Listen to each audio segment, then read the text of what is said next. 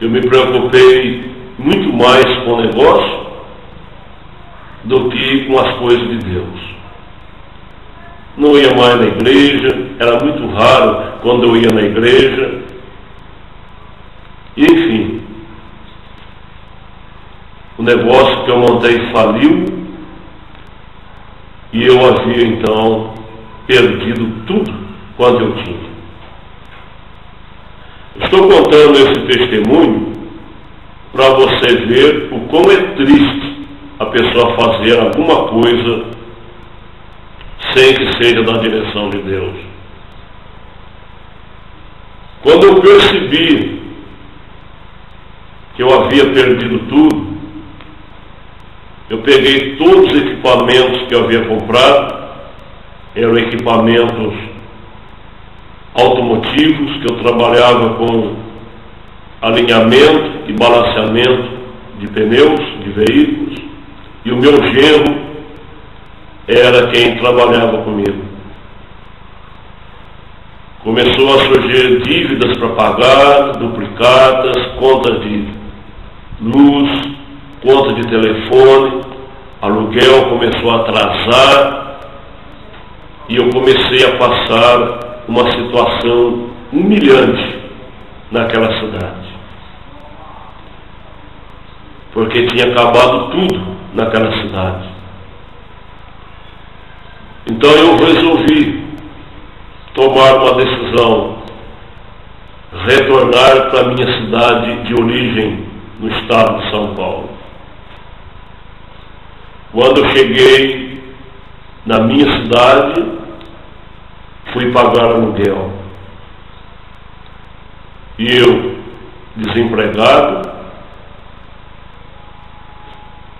e só tinha um pouquinho de dinheiro como resultado da venda dos equipamentos que eu havia vendido pela metade do preço. Fui pagar aluguel. De repente acabou o dinheiro que eu tinha, e eu desempregado, e o aluguel não era nada barato. Fui humilhado pelo proprietário da residência, que também é evangélico. Fui humilhado. E cheguei a um ponto de entregar o imóvel e aluguei uma outra casa, uma casa mais barata, e num lugar não muito agradável. E quando, num belo dia, eu havia ido pregar numa igreja no mesmo bairro onde eu morava. Eu preguei a palavra de Deus, me lembro direitinho que eu preguei a respeito dos anjos. Eu preguei, foi uma bênção naquela noite, na noite de 29 de outubro de 2003. Eu já tinha perdido tudo que eu tinha. Estava sendo humilhado pelas pessoas. E como isto ainda não bastasse, nesse dia, nessa noite que eu preguei na igreja, após a pregação, eu fui na casa da minha irmã, que morava próximo de casa. Quando foi 10h30 da noite, a minha sobrinha chegou e me falou: tio, o seu filho acabou de ser baleado. E quando então eu cheguei na minha casa, escutei um alvoroço. Fui até o local aonde havia acontecido tinha ocorrido esse fato terrível, eu vi uma multidão de gente. Até então eu pensava que o meu filho, de apenas 13 anos de idade, o único filho homem, com apenas 13 anos de idade, eu pensei que ele apenas tinha sofrido um ferimento. Mas quando eu olhei de longe, aquela multidão de gente, eu vi um corpo caído com um pano branco por cima e muitas viaturas da polícia militar.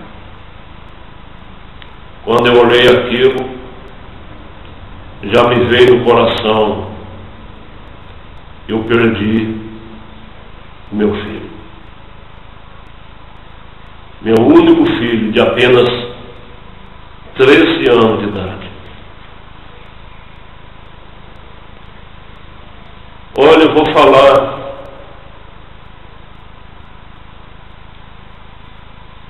É uma coisa que a gente não esquece. A gente não esquece. Depois, com o passar dos dias, eu ouvi um testemunho de que alguém estava perto do meu garoto quando ele faleceu, quando ele deu os últimos suspiros. Ele disse que o meu filho deu um brado bem alto, dizendo assim: Senhor Jesus, eu te amo, Senhor, e partiu para a eternidade.